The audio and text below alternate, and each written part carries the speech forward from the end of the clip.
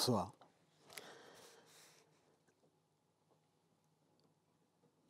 La forêt obscure.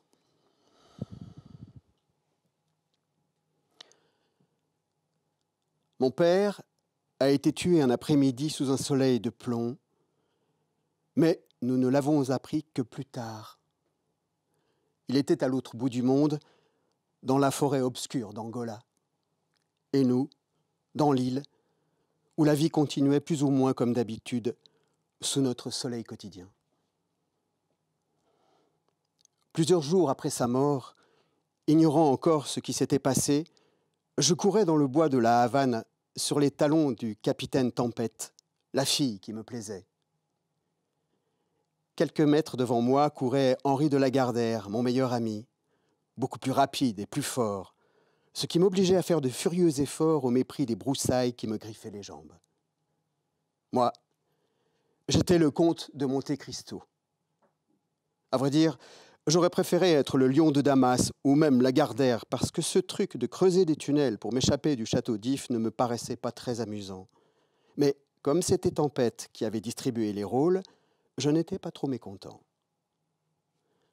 J'ai fini par m'y habituer.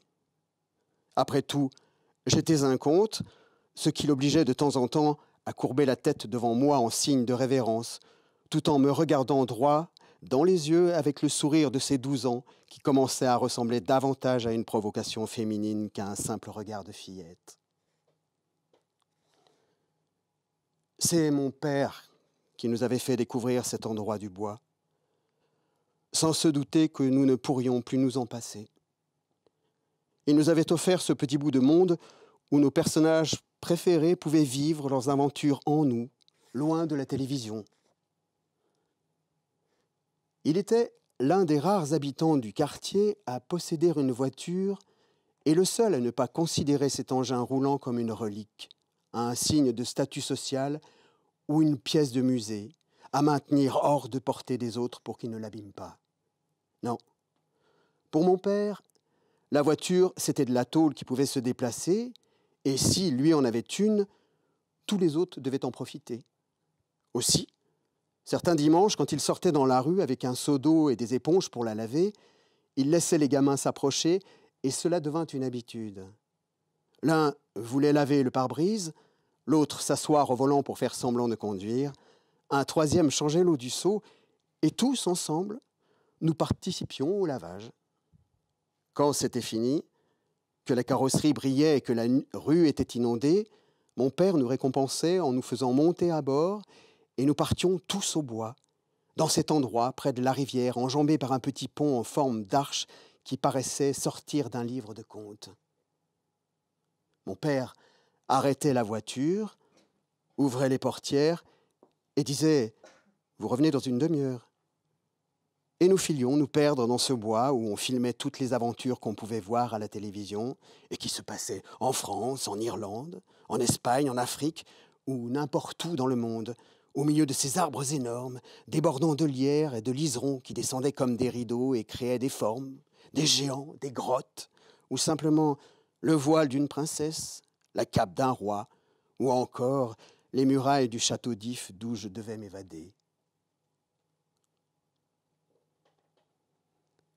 Quand mon père est parti en Angola, nos incursions dominicales dans le bois ont cessé. Mais nous étions déjà mordus de cet endroit. Alors, pour Henri de Lagardère, le capitaine Tempête et moi, une autre aventure a commencé. Souvent, en sortant du collège l'après-midi, nous allions au pont Almendares et nous descendions dans le parc au bord du fleuve. Maman n'y voyait rien à redire, mais elle n'aimait pas qu'on s'enfonce dans le bois. Elle disait que ça pouvait être dangereux. C'était une chose d'y aller avec papa, mais seul, c'était interdit. C'est bien pour ça que je ne lui ai jamais dit. Je ne lui disais pas que dans le parc, presque tous les équipements étaient cassés et que le tunnel puait la merde parce que les poivreaux s'y soulageaient la nuit et qu'après la cafétéria et le goûter de pain avec du fromage à tartiner et le yaourt, on n'avait plus rien à faire. Et que sur les bancs, au bord de l'eau, il y avait des couples qui se pelotaient. que le fleuve sentait lui aussi la merde, les déchets d'usine, et que dans l'amphithéâtre à l'abandon, après avoir chanté à tour de rôle et nous être applaudis, le spectacle était fini parce que nous étions déjà grands. Je ne lui ai pas dit qu'un jour, nous sommes entrés dans le bois et qu'en marchant lentement sur le sentier qui longeait la rue, nous étions arrivés à l'endroit magique où il y avait le petit pont, et qu'alors a commencé une nouvelle aventure. Le parc s'était terminé. Aller au pont d'Almendares n'était qu'un préambule à la descente de l'escalier de pierre pour continuer jusqu'à notre jungle verte. Une fois, je crois que maman s'en est doutée parce que je suis revenu à la maison avec les jambes égratignées. Elle a voulu en savoir la raison, mais j'ai inventé n'importe quoi et elle a fait semblant de me croire. Elle ne m'a plus jamais posé la question. Et moi, j'ai continué. J'ai continué à aller là-bas avec mes copains. C'est pour ça que cet après-midi-là, alors que je ne me doutais pas de ce qui s'était passé à l'autre bout du monde, je courais à perdre haleine derrière Lagardère et le capitaine Tempête en tentant de les attraper. J'étais tellement fébrile que je me suis pris les pieds dans des broussailles et que je suis tombé tête la première. Dans ma chute, une branche m'a griffé si violemment au bras que je me suis mis à saigner. J'avais très mal, mais je m'en moquais. J'avais perdu de vue les autres. L'important, c'était de me relever et de reprendre ma course, ce que j'ai fait. J'ai continué à courir. J'ai couru, perdu dans la végétation. J'ai couru jusqu'à ce que je n'en puisse plus. Alors, je les ai appelés. J'ai crié.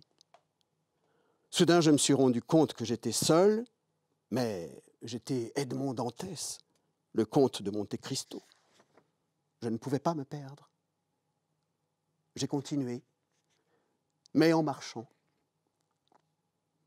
Quand je me suis arrêté, j'ai relevé la tête. Mon bras saignait et à quelques pas de moi, Henri de Lagardère caressait le visage du capitaine Tempête.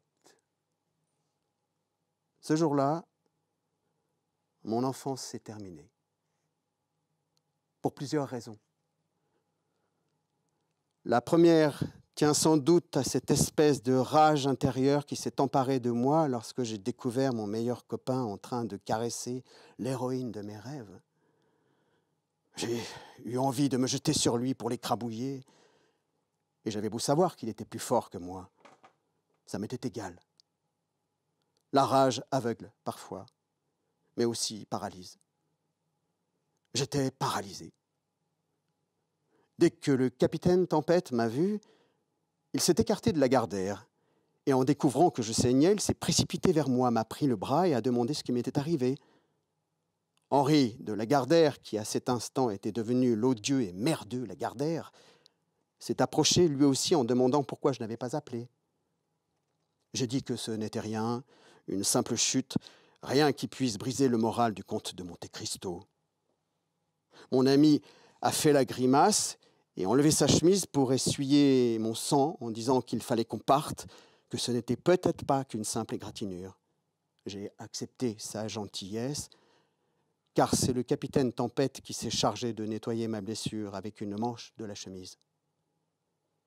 Quand il a eu fini, il m'a passé le bras autour de l'épaule et m'a embrassé sur la joue en disant qu'il fallait soigner le comte, qu'un comte était un comte et que son sang bleu pouvait s'infecter. Lagardère a remis sa chemise et nous nous sommes mis en marche, lui devant, elle à côté de moi. C'est la deuxième raison pour laquelle mon enfance s'est terminée ce jour-là. J'ai eu subitement l'impression que les aventures sortaient du téléviseur et qu'il était peut-être possible que le bois de la Havane soit enchanté. Car ma joue brûlait du baiser du capitaine Tempête et je savais parfaitement que derrière son nom il y avait une femme. Et cela me plaisait énormément. Le chemin du retour fut un peu confus pour moi. Lagardère toujours devant, derrière le capitaine Tempête et moi qui me débattais entre la rage et le désir, en essayant de me serrer le plus possible contre le corps de mon héroïne, au prétexte que sur le chemin, des voitures pouvaient surgir et que je devais la protéger. Arrivés au parc, nous avons remonté l'escalier de pierre et nous nous sommes retrouvés sur le trottoir de l'avenue. Lagardère est alors venue à côté de moi et moi, sous prétexte que 3 corps occupent beaucoup d'espace, j'ai continué à me serrer encore plus contre ma voisine, qui avait laissé son bras sur mon épaule. Quand j'y repense aujourd'hui, cette scène m'inspire une étrange tendresse. J'étais heureux et furieux. J'ignore lequel de ces 2 sentiments était le plus intense. Je sais seulement que j'étais furieux et heureux. Mais j'avais 12 ans et il restait encore une raison pour que mon enfance s'achève définitivement. Ma maison avait un porche. Je vivais avec mes parents, ma sœur cadette et notre grand-mère maternelle que nous appelions mamie. Dans ma rue, il y avait beaucoup d'arbres et le plus grand, au carrefour, était toujours plein de moineaux qui réveillaient le voisinage par leurs piaillements matinaux. Ce jour-là, nous avions à peine dépassé l'arbre aux moineaux que j'aperçus mamie devant le portail et je sentis aussitôt que le bras du capitaine Tempête s'écartait de mon épaule. Lagardère me donna un léger coup de coude en murmurant qu'on m'attendait, mais que je ne m'en fasse pas, personne ne dirait où nous étions allés. Ma grand-mère avait un air bizarre, et à mesure qu'on se rapprochait, je la trouvais de plus en plus bizarre. Elle était agitée, nerveuse, au point qu'elle leva la main pour me saluer et se remit à remuer comme si nous étions très loin et qu'elle n'était pas sûre que nous l'ayons vue. Tempête me murmura qu'on dirait que j'étais tombé parce qu'elle m'avait poussé. « Ok », je répondis. À peine eus-je franchi le porche que mamie se précipita sur moi pour me serrer dans ses bras, très fort. Et découvrant ma blessure et les traces de sang sur mon bras, elle demanda ce qui s'était passé, cria à ma mère que j'étais de retour et, sans cesser de m'étreindre, me conduisit à l'intérieur. Mes copains restèrent devant le porche. Je tentais de me dégager. J'avais honte d'être traité comme un gosse devant Tempête, mais je n'arrivais pas à me libérer des bras de ma grand-mère. La voix de ma mère jaillit dans la pièce avec un cri sec. « Où tu es encore allé ?» En voyant mon bras, « Mais qu'est-ce que tu t'es fait ?» Je suis tombé dans le parc, on jouait et le capitaine Tempête m'a poussé sans faire exprès, voilà ce que j'ai dit. Pendant que ma grand-mère allait chercher de l'alcool et du coton pour nettoyer la plaie, et que maman se penchait pour examiner mon bras en disant que, d'un ton réprobateur, qu'elle m'avait pourtant prévenu, qu'elle n'aimait pas que je fréquente cette gamine, qui était une petite vaurienne toujours fourrée avec les garçons. Elle ne savait pas que les autres étaient encore devant le porche, mais moi, si. Et quand elle se redressa pour prendre le coton que lui tendait ma grand-mère, je tournai la tête et vis qu'Henri de Lagardère tenait la main du capitaine Tempête, qu'ils étaient collés l'un contre l'autre, très collés, et qu'elle me regardait, l'air grave, trop grave. Je détournai les yeux et j'eus envie de pleurer, de balancer par terre le coton et l'alcool. Mais je restais paralysé. Maman prit une chaise et s'assit devant moi pour me soigner. Je respirais profondément, m'armais de courage et écartai mon bras. Ce n'est pas vrai que j'étais au parc, affirmai-je énergiquement. Ma mère respira, elle aussi, profondément, et posant les mains sur ses genoux, se pencha en arrière pour me regarder. « Je sais que c'est un mensonge, » dit-elle, sur un ton résigné. Je suis allé t'y chercher, et je n'ai trouvé personne. Je tournai de nouveau la tête vers l'entrée, mais là non plus il n'y avait personne. ni le capitaine Tempête, ni Henri de Lagardère. Personne n'avait assisté à la réaction courageuse du comte de Monte Cristo. Vous étiez au bois, pas vrai? La question de maman m'obligea à la regarder, je fis oui de la tête. Peu importe, dit-elle. Tu es grand maintenant. Laisse-moi nettoyer ta plaie.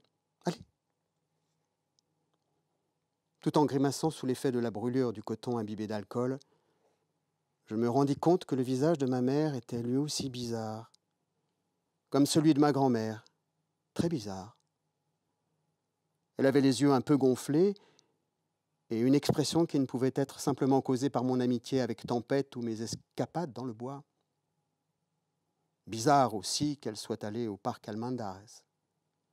Certes, c'était une mère angoissée, mais pas du genre à courir toujours après ses enfants. Maman avait quelque chose. « Et pourquoi tu es allé me chercher ?» lui demandai-je. Elle termina de me soigner, dit que c'était qu'une simple égratignure, rien de grave. Elle me donna un baiser sur le bras et un autre sur la joue. Puis elle ajouta tout bas qu'elle voulait me parler.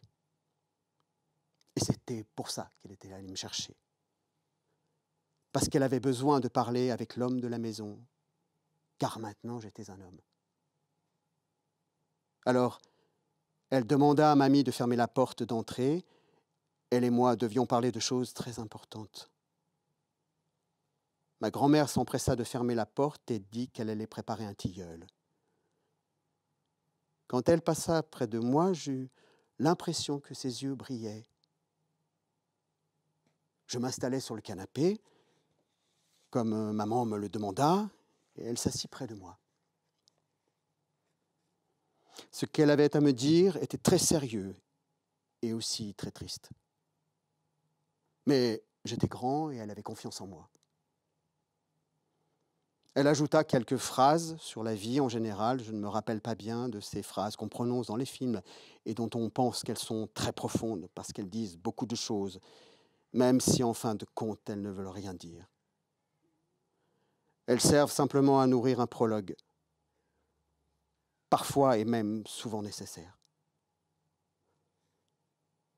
Maman parla ainsi un moment, et quand le prologue fut terminé, elle me prit les mains. Ton père, c'est l'homme le plus merveilleux du monde. Sa voix se brisa, mais elle poursuivit. Ton père a lutté pour une cause juste. Elle dut s'interrompre parce que sa voix se brisait de nouveau, au point qu'elle me regarda en silence, et moi, je ne comprenais pas ce qu'elle voulait dire. Subitement, son visage changea, et elle resta immobile, comme une statue de cire, les traits figés. Et elle finit par conclure, « Ton père est mort à la guerre. » Je sentis ses bras dans mon dos, et nous avons commencé à nous balancer. Je ne sais plus combien de temps, mais nous restions là. Moi, en état de choc, saisi d'une énorme frayeur, perdu dans un endroit de l'univers que je n'ai jamais pu définir. Et elle, je ne sais pas, comme moi, dans un étrange voyage. Quand elle redescendit sur terre, elle s'écarta de moi et me prit par les épaules. Ses yeux étaient rouges, mais c'était comme si les larmes s'étaient taries. Elle se passa une main sur le nez, renifla et demanda que je ne dise rien à ma petite sœur quand elle rentrerait du collège. Elle s'en chargerait. Mais qu'est-ce que j'aurais pu dire à ma sœur? Comment lui expliquer ce que je n'arrivais pas encore à comprendre? Mamie nous rejoignit avec 2 tasses de tilleul et des comprimés. Je ne savais pas ce que c'était, mais je les ai avalés avec l'infusion, comme si je faisais partie d'un spectacle dans lequel personne ne m'avait expliqué mon rôle. J'étais paralysé. Maman but son tilleul et soupira. Alors, elle répéta quelque chose que je ne devais jamais oublier, que je n'ai jamais pu oublier. Mon père était un héros de la patrie, et moi, j'étais le fils d'un héros.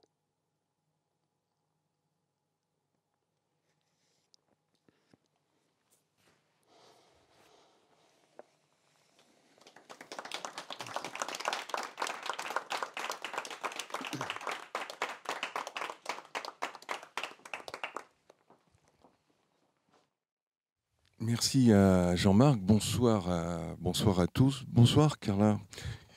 Quel effet ça fait d'entendre son texte écrit en espagnol dans une traduction française? Oui, bon, bonsoir. Merci d'être là. Ça marche, non? Et c'est très joli pour moi. Écoutez ça, je serais incapable d'écrire en français comme ça. Et voilà, c'est une autre. C'est voir le texte, mais comme s'il appartenait à une autre personne, pas à moi. Voilà. C'est votre dernier livre traduit en français, Le Fils du héros. C'est une traduction de François Gaudry et c'est publié aux éditions Métellier. Pour faire connaissance, l'environnement qui était le vôtre, peut-être qui ressemble à ce que l'on vient d'entendre un tout petit peu de ces enfants qui se prénomment Lagardère et autres, Monte Cristo. Les livres existaient, vous les fréquentiez, les livres, vous les lisiez ou c'est venu plus tard? Non, pour moi, c'était vraiment quelque chose. Je suis née dans une maison, c'était plein de livres. Et ma mère était professeure de littérature quand j'étais petite. Et après, elle travaillait toujours dans le monde littéraire. Et mon père lisait, ma sœur lisait. Chez moi, c'était normal, les livres, non? Et pour moi, quand j'étais petite, j'ai commencé à... Moi, j'adorais inventer les histoires, raconter. Moi, je parlais beaucoup, et depuis toujours. Et là, j'adorais toujours inventer des histoires. J'avais une grande imagination. Quand j'étais tout petite, je lisais pas trop. Vraiment, c'était ma sœur qui lisait. Moi, j'écrivais. J'inventais des histoires. Et en fait, j'avais beaucoup des erreurs orthographiques. Et ma mère me faisait des ateliers d'écriture à la maison. Elle me faisait les listes des mots que je devais écrire tous les jours, 100 mots, parce que j'avais toujours des erreurs, mais une créativité des erreurs incroyable. J'écrivais des mots complètement bizarres. Et ma mère me disait toujours, c'est pas parce que tu lis pas. Mais moi, je voulais inventer des histoires. Donc après, j'ai commencé à lire vraiment quand j'étais peut-être 11 ans, une chose comme ça, 10 ans, 11 ans. Et là, voilà, je n'ai jamais arrêté. Et là, c'était vraiment, j'ai commencé avec l'envie de connaître les autres histoires, que c'était mieux que les miennes.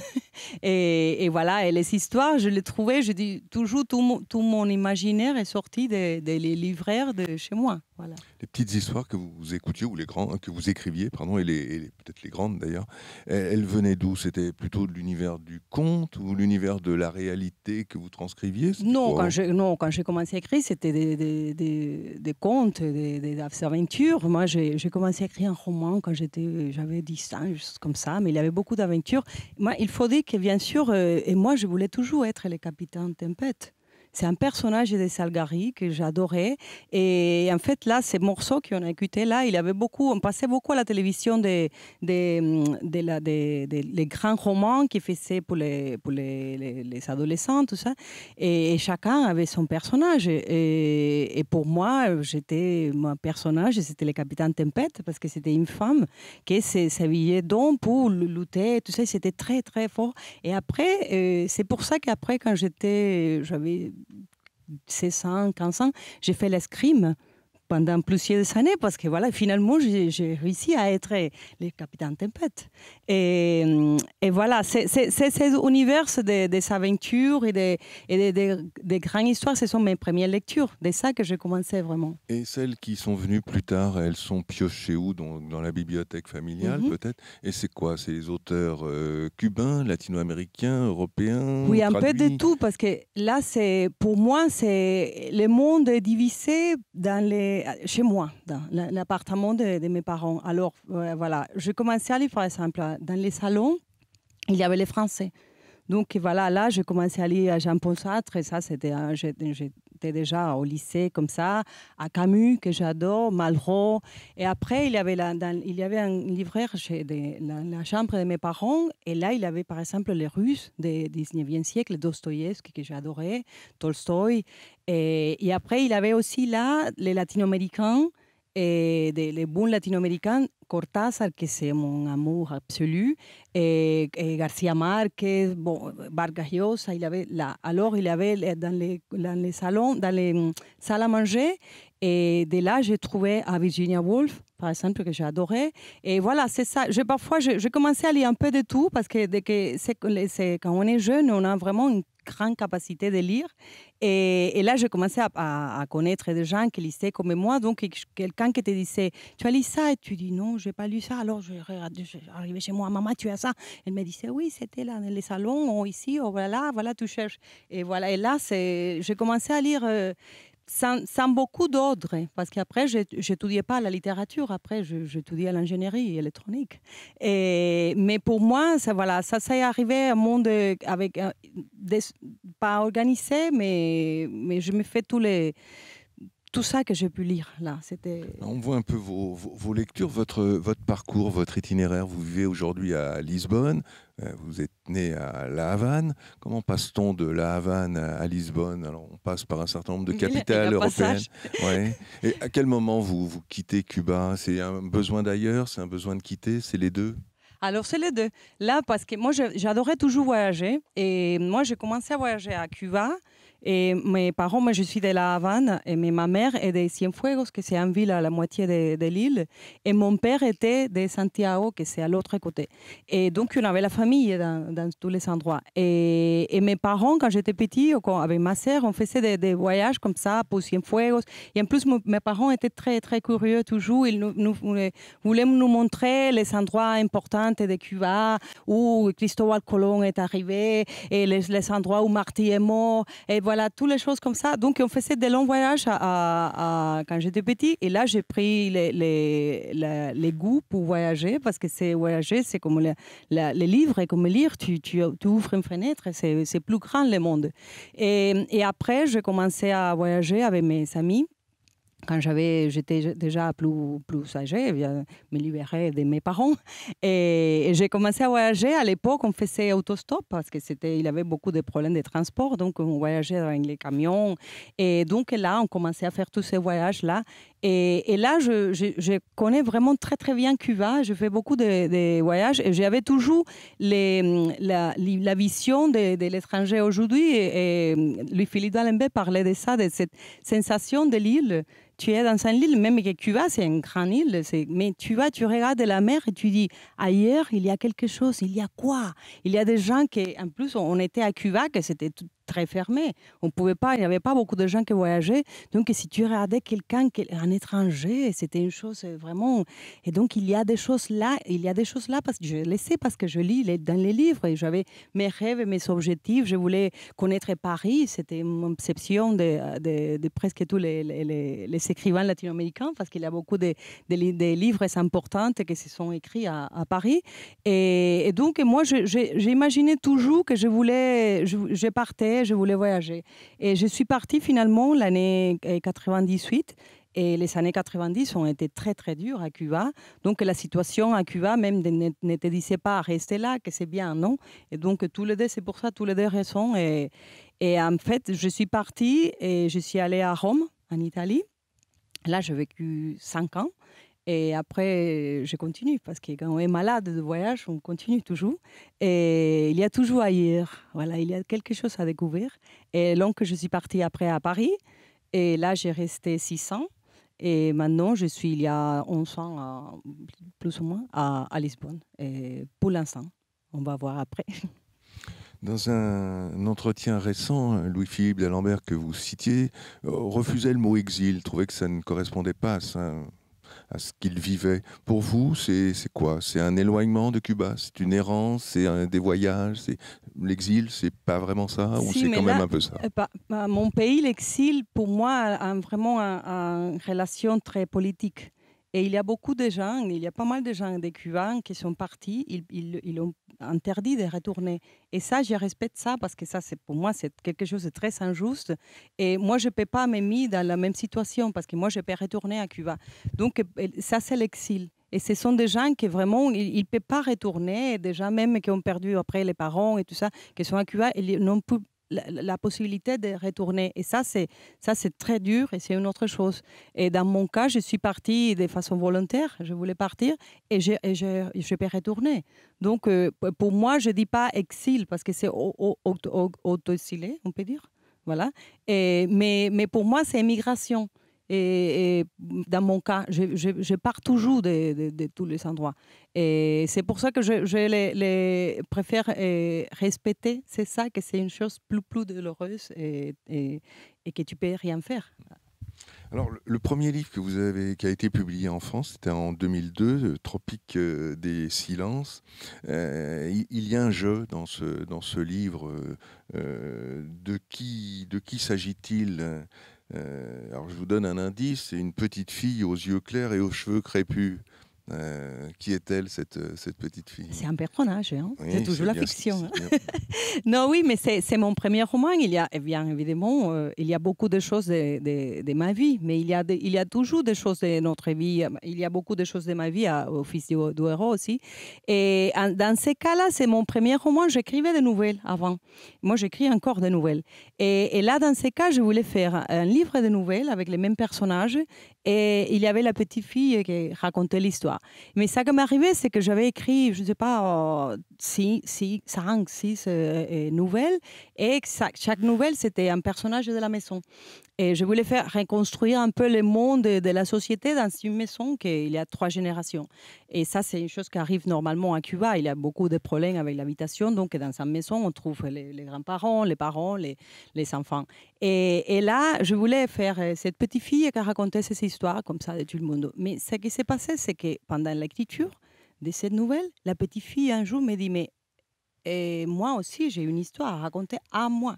Et alors là, j'ai pris ça, j'ai dit peut-être c'est un roman.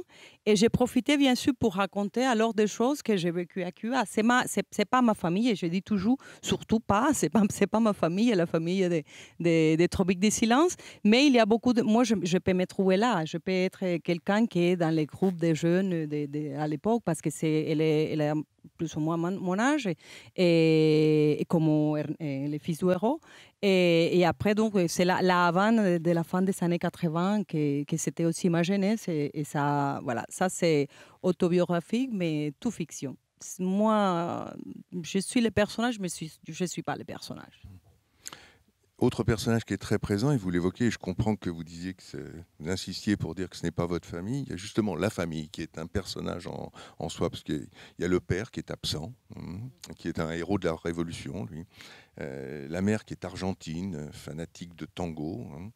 Une tante qui est un peu suicidaire, qui ne va pas très bien, et puis un oncle qui est homosexuel et qui, lui, va un peu délivrer des secrets. Le livre s'appelle Tropique des silences en français. En espagnol, c'était Silencio. Ouais, silence au pluriel. L'ajout du mot tropique, vous en pensez quoi dans le titre? Non, ça me plaît, mais c'est vraiment le titre. Mon titre, c'était Silence. Et après, quand le livre devait sortir, c'est ma éditrice qui m'a dit, parce que parfois, il doit changer les noms pour je ne sais pas, c'est des façons pour présenter les livres. Elle m'a dit Silence. Il y avait d'autres livres qui s'appelaient comme ça. Et alors, il y a déjà un autre livre comme ça. Alors, il m'a proposé différents noms. Et quand elle m'a dit Tropique des silences, j'ai adoré parce que j'adore Henry Miller. Alors, j'ai dit, voilà, Tropique des cancers, Tropique des capricornes, Tropique des silences. Parfait. Et voilà. Et là, ça y est. Ça aurait pu s'appeler Tropique des secrets aussi. Hein. Oui, mais là, c'est parce que moi, je jouais dans ces romans avec les silences. C'est très difficile à Cuba. Parce qu'on parle tout le temps, il y a la musique tout le temps, il y a les gens qui hurlent, il y a, je ne sais pas, on fait les signes aux gens en train d'hurler. Et voilà, c'est les silences. Et moi, j'habitais, quand j'écrivais à Cuba, j'écrivais les soirs, les nuits, quand je devais attendre tous les bâtiments, les gens dormaient, la télévision, c'est fini, tout le monde dormait. Alors là, j'ai commencé à écrire, mais j'écris à machine à écrire. Donc, voilà. Et là, c'est fini les silences encore. Et donc, pour moi, c'était important. Et c'est le silence, bien sûr, c'est les secrets de la famille. Et après, les secrets aussi au niveau social, de toute la société. Ce sont les choses qu'on arrête, on préfère ne pas dire. Ce n'est pas le mensonge, c'est les vérités non dites. Voilà. Il y a un autre aspect qui revient quasiment dans tous vos livres, on l'a entendu avec l'introduction lue, c'est les copains. Il y a toujours des bandes de copains, là ils sont plusieurs. Il y en a un qui s'appelle 4, qui va s'en aller en Espagne, un autre qui s'appelle Poète, qui va partir lui plutôt à Miami, il y a Dieu qui va décéder, Coke qui disparaît, et puis, alors ces copains, ça veut dire quoi vous avez besoin de vous entourer, c'est parce que vous êtes comme ça, vous avez des copains, des amis autour de vous, non, depuis toujours? Pour moi, les copains sont absolument importants, c'est ma famille. Et moi, je suis à Cuba, j'ai beaucoup de copains, et en Italie, à Rome aussi, à Paris. Pour moi, ça c'est vraiment l'amitié, c'est une chose sacrée. Et moi, sans ça, je ne peux pas. Et pour moi, j'ai des grandes amitiés, mais des grandes amitiés avec personnel qui en a. C'est pas seulement les groupes. Et parce qu'un groupe, on fait même les mêmes choses, donc il y a une mentalité des groupes. Non, moi j'ai beaucoup des amis, voilà, on parlait toute seule, mais on parlait tout seul, et après, et chacun a sa personnalité dans les groupes. Et moi, quand je disais avant, je voyageais beaucoup à Cuba avec mes copains, et ça c'est joli. J'écris un livre sur les voyages, un livre qui s'appelle Cuba, le chemin du hasard. Et je raconte mes voyages à Cuba. Et là, c'était très, très, très important parce qu'il y avait un groupe et chacun avait sa responsabilité. Donc, moi, j'étais celle qui écrivait les carnets de bord. Voilà, j'ai raconté les histoires, j'ai laissé les histoires pour raconter. Il y avait quelqu'un qui faisait la cuisine, il y avait quelqu'un qui allait à pêcher. Donc, chacun avait sa responsabilité. On fonctionnait vraiment comme une grande famille. Et on est tout à l'heure amis. Et pour moi, c'est absolument... Quand j'arrive, je dis toujours, j'arrive, chaque fois que j'ai changé de pays, j'arrive et je dis, voilà, oh, la chose la plus forte pour moi, plus dure, c'est qu'au début, je n'ai pas des amis, des grands amis. Et parce que je n'ai pas des histoires en commun avec quelqu'un. Il y a une ville où je ne suis pas là. Par exemple, il y a des villes, la Havane, je peux passer beaucoup de quartiers. Je dis, voilà, je suis là en train de parler avec quelqu'un avec 15 ans. Voilà, je suis là avec quelqu'un à 20 ans. Et maintenant, j'ai fait ça à Rome aussi. J'ai beaucoup d'histoires, mais avec des gens toujours associés à quelqu'un. Et je dis toujours, voilà, quand j'ai ça, je suis prêt pour partir. Parce que déjà, je sais pas, pour moi, ça, c'est important. Et les villes et la vie, c'est associé toujours aux amis. Le voyage, le départ est important pour vous, mais pour la génération dont vous parlez, là, ils partent tous. Hein. Et oui, et là, c'est pour différentes raisons. Il y a des gens qui sont partis pour des raisons politiques, des gens qui sont partis pour amour, pour étudier. Mais ma génération, c'est une génération des immigrants. À Cuba, il y a beaucoup de moments, il y a plusieurs moments, malheureusement, des grandes immigrations. La mienne de ma génération, qui a touché ma génération, c'était les années 90, parce que les années 90, après la chute du mur de Berlin et la disparition de l'Union soviétique, et le pays a complètement changé d'un jour à l'autre. C'était très rapide. J'étais à l'université et les changements, c'était parce que le monde où j'ai grandi a commencé à disparaître là.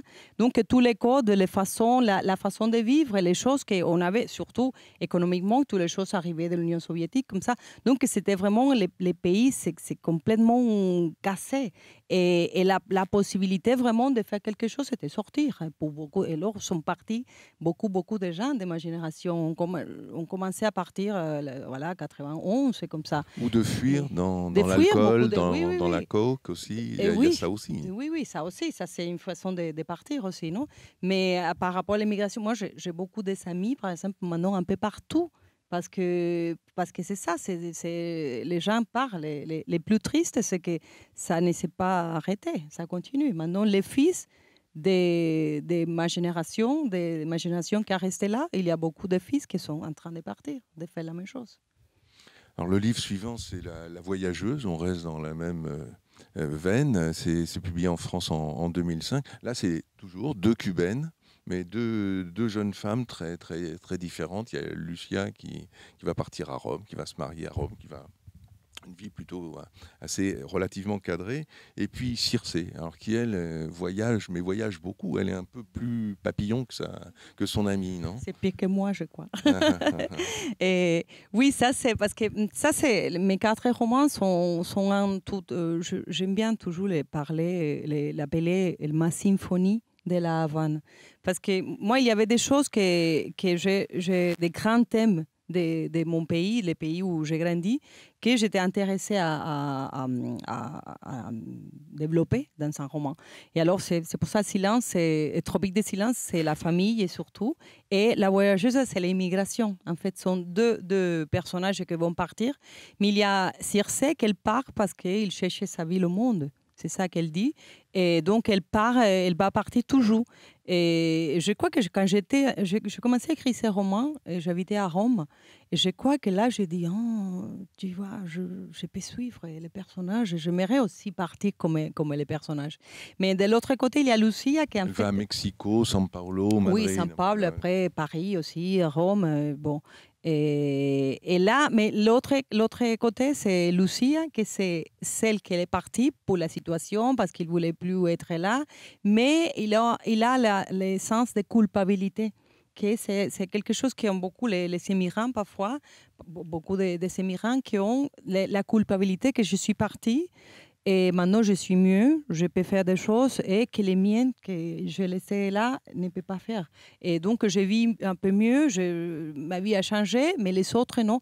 Et c'est un sentiment, c'est dur parce que en même temps, tu as fait ta vie quand même, chacun fait son chemin, mais en même temps, tu te sens que tu es vraiment, tu te culpabilises d'être réussi à faire une chose que peut-être les autres non. Et ça, c'est Lucia. Donc, il y a et Lucia, c'est la nostalgie absolue. C'est celle qui est à Rome, et vraiment, elle mange cubain, elle écoute tout le temps la musique cubaine, elle a besoin d'avoir toutes les affiches Cuba. Et Circé dit, ben non, mais je suis là, et maintenant je suis là. Et quand je suis à São Paulo, je suis à São Paulo. Ça ne me plaît pas, je pars. Je suis à Mexique, ça ne me plaît pas, je pars. Mais elle vit en accumulation de choses. Et alors, il y a une grande conversation de personnages autour de tous les romans sur c'est quoi ça, c'est quoi appartenir, pourquoi on doit vraiment, on peut dire qu'on appartient qu'à l'endroit où on est né. Ou on peut dire non, j'appartiens à un autre endroit aussi, non, je suis né là, voilà, ok. Et ça, je l'ai dans mon corps, mais il y a d'autres la nationalité, c'est quoi ça dépend de quoi? Seulement de l'endroit où tu es né ou non? Et donc, c'est ça, les grands discours du roman, la grande conversation. Et la réponse de Carla à ces questions, c'est Je quoi? la cherche encore. Mais il y a la nostalgie. Vous vivez cubain, vous êtes entouré par Cuba chez vous, vous mangez cubain, vous écoutez cubain, ou au contraire, vous écoutez Lisboète parce que vous êtes à... Non, mais là, moi, je suis un peu Circé, comme plus proche de Circé dans ces coins. Non, moi, j'ai beaucoup de musique cubaine, j'adore, et ma musique surtout, que quand je suis les moments tristes, et là, voilà, choups, de bouteille de rhum, et la musique, et voilà. Mais là, j'aime bien être dans l'endroit où je suis. Je suis là à Lisbonne, voilà, je suis à Lisbonne, mais ma vie à Lisbonne, c'est un peu plus international parce que vraiment je suis en tournée des gens de partout, parce que maintenant c'est Lisbonne surtout, c'est devenu la dernière année, il y a des gens de partout, donc on a des amis, vraiment on fait des fêtes, et chez moi beaucoup de fêtes, il y a toujours des gens de partout, on parle plusieurs langues, et ça me plaît parce que tout le monde vient avec son histoire, et voilà, tu apprends de tout le monde et tu donnes à tout le monde. Et quand je suis à Cuba, je vais souvent à Cuba. Et quand je suis là, je suis très content. J'ai beaucoup de grands amis. On parle des choses que c'est vrai qu'il y a des choses que c'est comme les livres. Tu vois, il y a des petites choses que je sais qu'un Cubain va comprendre immédiatement. Et peut-être un étranger, non, parce que c'est comme moi. Je peux comprendre des choses en France, mais il y a des choses qui, pour moi, ne sont pas évidentes, bien sûr. Et donc, pour moi, c'est ça. Et Cuba, c'est toujours ma terre de naissance. J'ai beaucoup c'est ma culture, mais les mondes, c'est quand même grand. On va parler du dernier, là, le fils du héros, dont on a entendu l'extrait tout à l'heure. Alors, il y a ce petit gamin, au départ, à qui on apprend la mort de son père. Et plusieurs années plus tard, il sera marié avec une Allemande. Il va vivre à Lisbonne, tiens donc. Et il va partir sur les traces de son père, parce qu'il aura rencontré un petit homme étrange qui s'appelle Berthaud. Pourquoi avoir choisi comme héros un garçon ? Là, c'est... Alors, parce que là c'était important que c'était un homme, les protagonistes, parce que c'est une livre. Bon, les pères, comme on a écouté là, est mort à la guerre d'Angola. Et les Cubains ont participé pendant 15 ans dans la guerre d'Angola, après l'année 75 jusqu'à 91. Tout le monde, presque tout le monde est allé là. Mon père, mon vrai père, était aussi en Angola. Il a retourné. Il m'a raconté beaucoup des histoires. Quand j'ai commencé à travailler les livres, il m'aidait beaucoup pour les livres. Et des gens qu'il connaissait sont partis, des militaires, des gens qui n'étaient pas militaires, des gens de la réserve, comme le père d'Ernesto, et des femmes aussi, et tout ça. Et c'était... Et lui, comme on écoutait, lui devient le fils du héros parce que c'est le rôle qu'il doit prendre, qu'il prend tout le monde dans ce moment-là que ton père est mort, tu es le fils du héros. Et à Cuba, je voulais parler aussi de toute la connotation machiste aussi, qui a d'abord la révolution, tout l'imaginaire révolutionnaire, c'était macho, c'était les hommes qui vont à la guerre, à la montagne, à la Sierra Maestra, qui sont très forts, qui sont barbus, qui sont, voilà, ils vont n'importe très peu de gens, ils vont faire la libération. Et après, il y a les deux côtés parce que la Caraïbe, on est très, très machiste. La culture, c'est très machiste et c'est très machiste imposé pour tout le monde, vraiment, pour beaucoup de femmes aussi. Et alors, en plus, il y a ce discours de l'imaginaire révolutionnaire.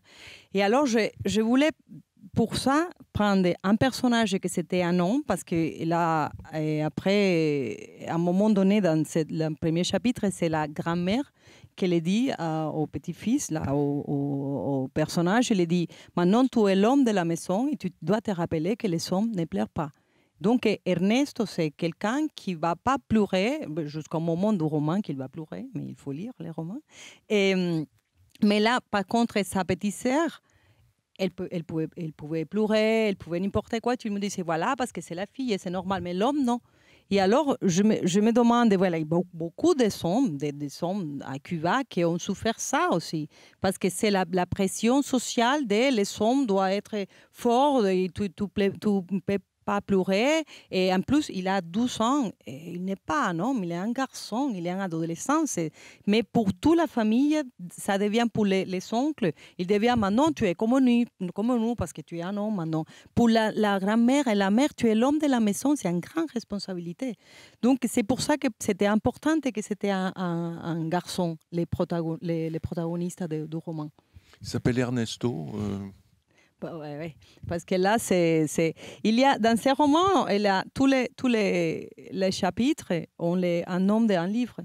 Et alors, il y a, et ça, l'idée, c'est sorti parce que en espagnol, le livre d'Oscar Wilde qui s'appelle Constance, je ne sais pas, voilà, Être Constance, en espagnol, c'est la importancia de llamarse Ernesto. C'est Ernesto, voilà.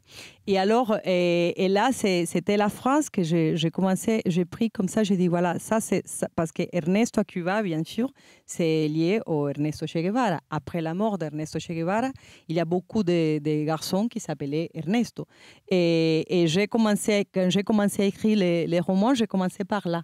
Pour les premières choses, c'était les noms du personnage. Et alors, j'ai dit, voilà, l'importance de llamarse Ernesto, parce que ça veut dire, c'est un prénom, mais ça a aussi un significat. Et dans ma génération, je suis dans la 69, comme les protagonistes, comme mon Ernesto. Et moi, j'ai beaucoup d'amis qui s'appellent Ernesto. Ernesto et Tania. Et Tania, c'est la sœur de mon personnage, parce que Tania, c'était Tania la guerrillera. C'était Tamara Bunke qui était à la guérilla del Che. Donc, les gens qui sont nés, toutes les générations ont vraiment les signes du moment. Et c'est comme ma génération, il y a beaucoup de Yuri, Vladimir, de noms russes. Voilà, c'était l'Union soviétique, donc c'était l'époque. Et c'est pour ça que les personnages, les noms, les meilleurs noms pour lui, c'était Ernest, voilà. Donc le père est mort à la guerre d'Angola. Un mot sur cette guerre. Donc l'Angola est un des 5 pays qui avaient été colonisés par le Portugal. L'un des les 5 derniers pays africains à avoir été décolonisés au moment de la révolution des œillets, qui était liée à l'Angola. Ça demande de la recherche, d'inscrire un roman dans ce cadre-là. Ça veut dire qu'on fait attention à ce qu'on dit par rapport à cette guerre, par rapport à ce qui s'est passé, ou la romancière peut... Non, mais là, alors, je disais avant que j'avais ma symphonie des 4 romans. Et en fait, un des sujets que je voulais aborder dans mes livres, c'était la guerre d'Angola. Parce que moi, j'ai grandi avec cette guerre. Cette guerre a touché 3 générations. Et ils sont partis, plus de 300 000 Cubains à cette guerre-là. Mais je disais civil ou militaire, non? Et la guerre a commencé quand j'avais 5 ans. Donc, je ne connaissais pas ça, mais on commençait, c'est une chose que je voulais raconter dans mon roman aussi, comment la guerre a commencé à arriver à notre vie. Et après, quand j'étais à l'université, les derniers moments de la guerre, déjà, il y avait beaucoup de discussions et tout le monde se posait la question pourquoi on est là, pourquoi il faut rester. Et là, c'était une chose qui c'était proche de chez nous, proche de ma vie, mais je ne savais pas vraiment grand-chose. Après, quand la guerre s'est finie, a commencé les années 90, qui s'appelait à Cuba la période spéciale, que la spécialité, c'était qu'il n'y avait presque rien. Et alors, à ce moment-là, la guerre a disparu. Avant, on a grandi avec tous les jours, les journaux, la fin des années 80, tout le temps, c'était la guerre, les nouvelles et tout. Et après, c'était disparu. Et alors, là, à un moment donné, après, je ne savais pas, il y a un tropique de silence, il y a un personnage qui va à Angola et retourne. Mais je voulais aborder le sujet plus long. Et quand j'ai commencé avec l'idée du roman, là, je me suis rendu compte que je ne savais presque rien de cette guerre. Parce qu'il y avait beaucoup de... D'abord, c'était la moitié de la guerre, c'était les mystères, les secrets militaires. C'était les moments de la guerre froide. Donc, la moitié des choses, tu ne savais pas. Après, tu racontais les histoires officielles. Et il y avait beaucoup d'histoires extra-officielles que les gens connaissaient parce que quelqu'un qui t'a raconté comme ça, voilà. Donc, j'ai commencé les livres. J'avais l'histoire de mon personnage. C'est comme Estelle disait hier aussi. Et la grande histoire, il est là. Mais la grande histoire, c'est bien pour les scénarios d'un roman. Pour moi, c'était les drames de mes personnages. Et pour moi, c'était important. Ce garçon qui, son père est mort et il devient le rôle des fils du héros. Mais lui, il est obsédé pour la guerre parce que son père est disparu dans la guerre. Et donc, j'ai commencé à chercher documentation. Et c'était à un moment donné que je me suis dit, mais il faut que j'arrête de lire. Parce que là, à ce moment, j'écris ce roman à Lisbonne. Et là, j'avais lu beaucoup de romans, des romans, des essais, des Portugais, des Angolans, mais des Angolans qui étaient du côté de Cuba ou qui étaient au contraire, parce que dans une guerre, il y a deux... Moi, j'avais que la version officielle de Cuba, la gloire et tout ça, mais il y a deux côtés dans une guerre quand même. Il y a toujours l'autre côté. Et donc là, je commençais à lire beaucoup de choses, des livres, mais à un moment donné, je me suis dit, il faut arrêter parce que voilà, je ne vais pas écrire un livre d'histoire. Et en plus, je ne sais rien. Je suis un romancière. Moi, j'invente les histoires. Et ce n'est pas à moi de faire l'histoire officielle. Parce qu'en plus, il y a moitié des choses qui encore sont des secrets. qu'on ne sait pas. Il y a des choses à Cuba qu'on ne peut pas savoir vraiment, c'est lesquelles la vérité. Et donc, ce n'est pas mon métier, ça. Mon métier, c'est les histoires de fiction, mais dans un scénario réel. Et là, les choses que Ernesto parle de la guerre, sont réelles, sont des choses qui se sont passées, non? Mais moi, ça m'intéressait aussi pas à expliquer la guerre, parce qu'en plus, je comprends rien, presque. Et ça m'intéressait, mais mis de l'autre côté, parce que la guerre est là, c'était très loin, l'Angola, physiquement, de Cuba. Et je voulais raconter comment on peut vivre en guerre, mais à telle distance. La guerre est là, on est là, mais on est en guerre. Et ça, la guerre, ça commence à arriver doucement, doucement, doucement. Et ça arrive, ça rentre dans toutes les maisons. Et finalement, il touche tout le monde. Mais la guerre, elle est là. Et la guerre, c'est un mot jusqu'au moment que tu es touché pour ce mot. Parce qu'au moment où tu es la guerre, on parlait toujours la guerre. Mais si tu n'es pas vraiment proche de quelqu'un qui était, ou si tu n'es pas là, c'est un mot, c'est qu'un mot. Et ça que je voulais faire dans mon roman, en fait, mon roman, passe pas. On parle beaucoup d'Angola, mais ça passe pas à Angola, parce que je voulais pas faire ça, un roman de guerre.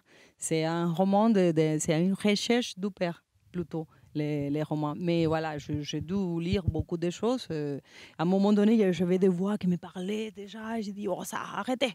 Maintenant, j'écris. Voilà. Il y a un personnage qui est central aussi dans le livre, et sans évidemment dévoiler la suite, un mot sur Berthaud, le petit homme étrange qui est rencontré. C'est lui qui va servir d'intermédiaire.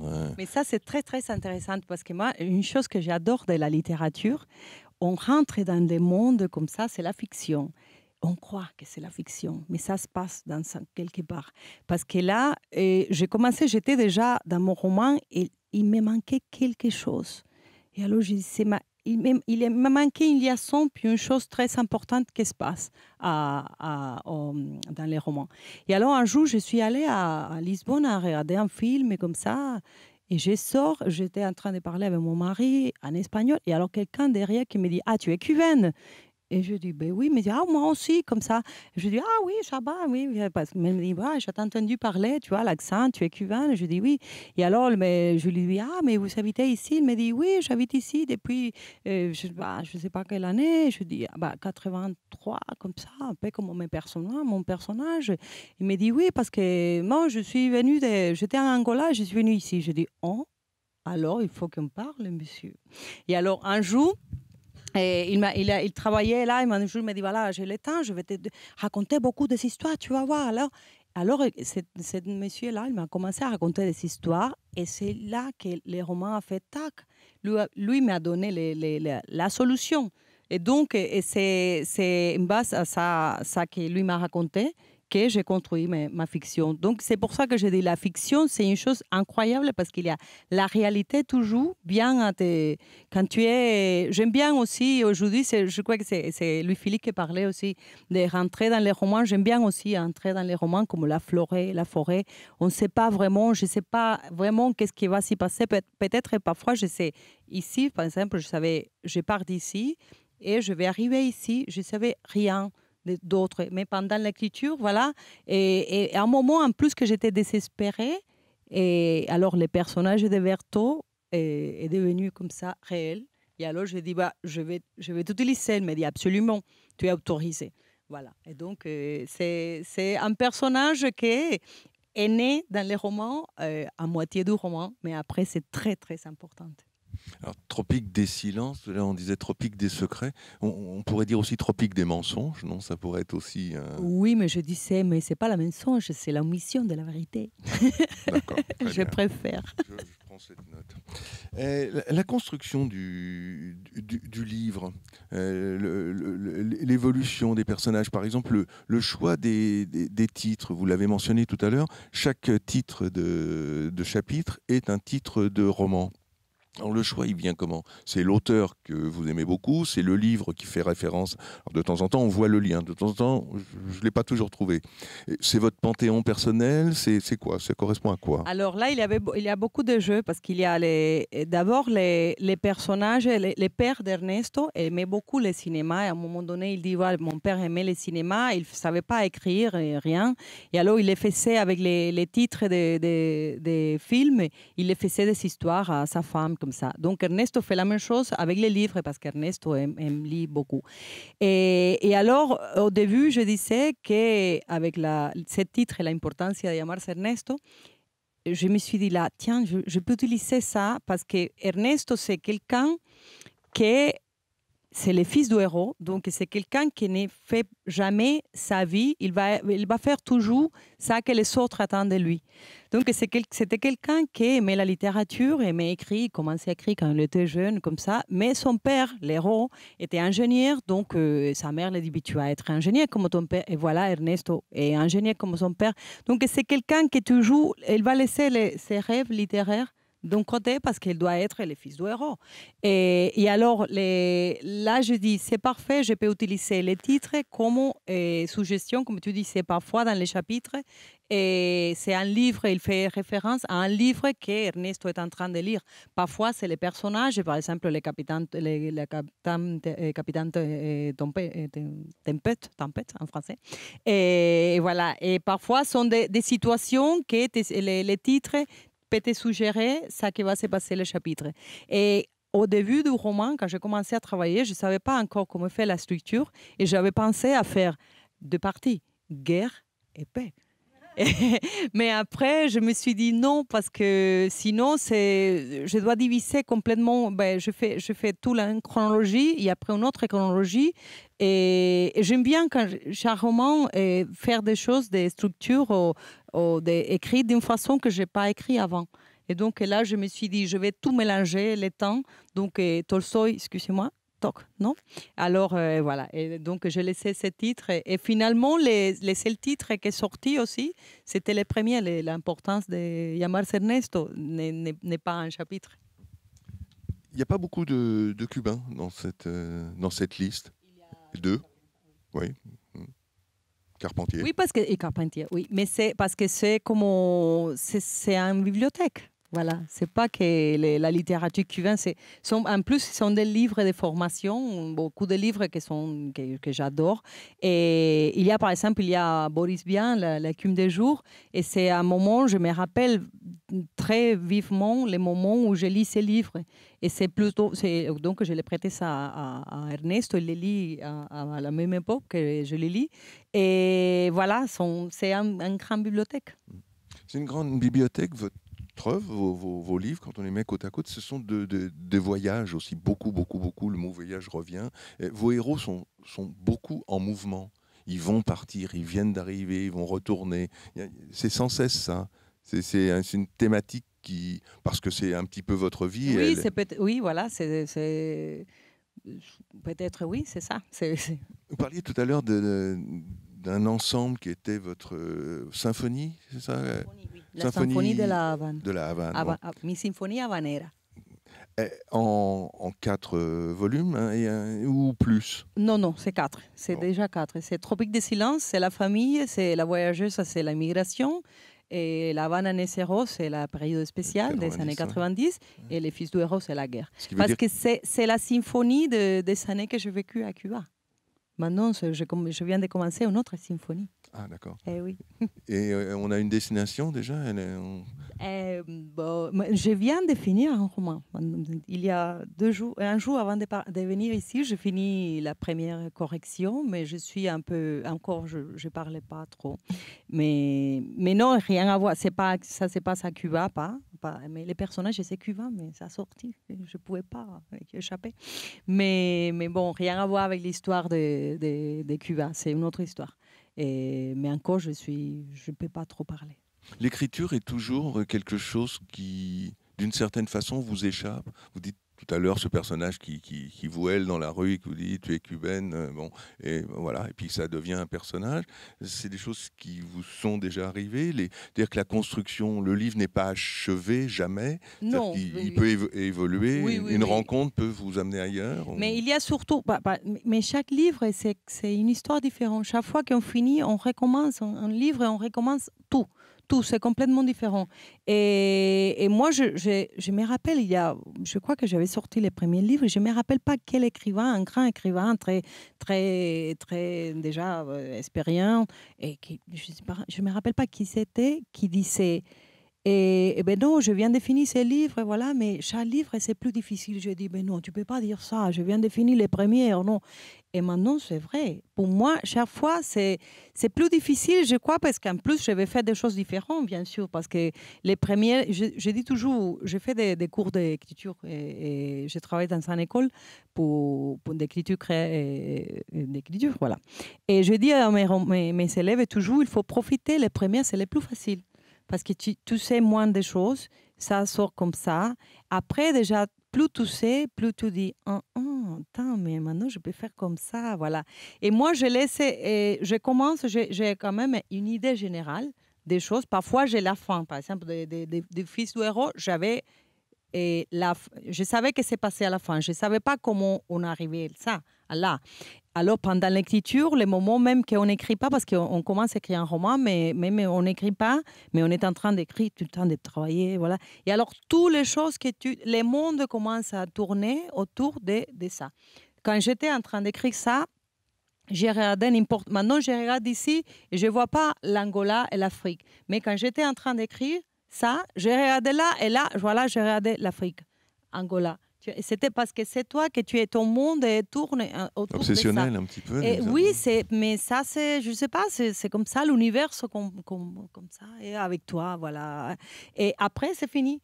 Et après, maintenant, c'est un autre univers qui tourne, non? Et alors, il y a des choses que parfois, tu ne sais pas vraiment des romans, mais tous les écrivains sont différents. C'est pour ça que c'est très intéressant. Il y a des écrivains qui, avant, ils font toutes les choses, ils savent les chapitres et tout ça, voilà. Moi, non. Moi, je ne suis pas ça. Et la seule chose que j'ai une petite obsession, mais c'est comme ça. Et pour moi, par exemple, la structure des livres, c'est très important, le rythme. Moi, je fais des études de musique. Et pour moi, les rythmes, c'est très important. Et mes chapitres ont la même quantité de pages. Et parfois une ligne en plus, parfois voilà, mais c'est comment, parce que c'est comme la musique, tu vois, tac, tac, tac, c'est important. Et là, parfois, quand je suis en train d'écrire, je dois d'abord comprendre dans quel, comment on dit en français, quel compas, comment ça va passer les rythmes du roman. Et ça, je le comprends avant l'écriture, au premier moment, non? Et comme ça, une fois que j'apprends ça, je dis, voilà, ça y est, je suis dans la mélodie. Et après, on verra qu'est-ce qu'il va faire. La musique, elle est présente aussi, j'imagine, dans chacune des phrases. Il n'y a pas simplement cette musique du chapitre. Vous vous entendez écrire, vous lisez vos textes. Comment je lis en voix. Ouais. Moi, mon mari est écrivain aussi. Et une fois, il vient, il me dit, mais tu es en train de prier? Parce que moi, je lis, je dois écouter ça. Et en plus, j'utilise beaucoup la musique. Mes personnages sont toujours en train d'écouter la musique. Et moi, je fais toujours la bande sonore de mes livres. Et c'est comme ça, quand je fais les disques, je dis, voilà, c'est fini le roman, quand je fais les disques. Et mais pour moi, il y a toujours une chanson qui est associée à tous les personnages, non? Mais pour moi, c'est important parce que là, j'écoute, par exemple, il y a des scènes qui est en train les personnages sont en train d'écouter une musique. Alors, j'écoute ça. Une fois, 2 fois, 15 fois, 30 fois. Je peux rester en soirée comme ça, tu replay, il play. Parce que comme ça, je peux voir ça qui va arriver. Une fois que j'ai vu déjà la scène, donc j'arrête la musique et voilà, et j'écris. Parce que là, déjà, la scène s'est passée. Donc la musique, pour moi, c'est un instrument vraiment d'écriture. Vous entendez 30 fois une musique et vous psalmodiez vos textes. Ça doit être sympa comme ça, chez les vous. voisins ne disent pas « Oh, je ne supporte pas ». Ouais. Alors, vous venez dire que vous avez quitté Cuba pour la part de l'écrit. Alors nous, ça nous intéresse quand même, Cuba. Cuba aujourd'hui. Oui, je vous dis, c'est difficile les moments. C'est le moment, maintenant, le moment de Covid, c'est très difficile la situation là. Économiquement, c'est un désastre parce que c'est là, il n'y a plus de tourisme et c'est vraiment la situation, c'est dur à ce moment-là. Ben, on est toujours beaucoup de gens qui parlent qu'on est dans une 12e période spéciale, comme dans les années 90. Mais seulement qu'on croit qu'on va sortir et après on tourne en derrière et voilà. La période qui a précédé cette période Covid, si on revient un an en arrière, par exemple novembre 2019, Cuba allait comment à ce moment-là? Mais là, il y a eu un moment que pour moi et pour beaucoup de gens aussi, les moments où Cuba et les États-Unis ont recommencé. C'est là, ça arrivait à la fin quand j'étais en train de finir ces romans, ça arrivait ça, non? Et vraiment là, j'ai cru, je pensais que bon, voilà, c'était une autre page de l'histoire qu'on commençait. Et parce que là, ils ont commencé vraiment les rapports, parce que surtout, on parle de Cuba, le gouvernement, tout ça, mais ici, il y a toujours l'embargo des États-Unis, que c'est très fort. Et alors là, à ce moment-là, j'ai eu l'espoir avec beaucoup de gens, parce qu'il y a des choses qui sont commencées à petit à changer. Ils sont des petites ouvertures, petites, mais une petite ouverture à Cuba, c'est une grande ouverture quand même. Et donc, les gens ont commencé à faire des choses, pouvaient faire surtout beaucoup de gens qui travaillaient avec le tourisme. Mais les voyages à Cuba, quelque chose, tu regardais là, la Havane, et tu sais, mais ça bouge, ça commence à vraiment... Mais ça s'arrêtait, c'est fini. Et ça a duré, et après Obama, c'est fini. Et voilà. Et maintenant, il est venu le Covid, et on ne sait jamais, on ne sait jamais quand est-ce qu'on va sortir. Merci beaucoup, Carla Suarez. Tous vos livres, les romans en tous les cas, sont publiés chez Anne-Marie Métellier. Merci à vous de nous avoir écoutés. Je vous souhaite une bonne fin de soirée et de très bonnes lectures.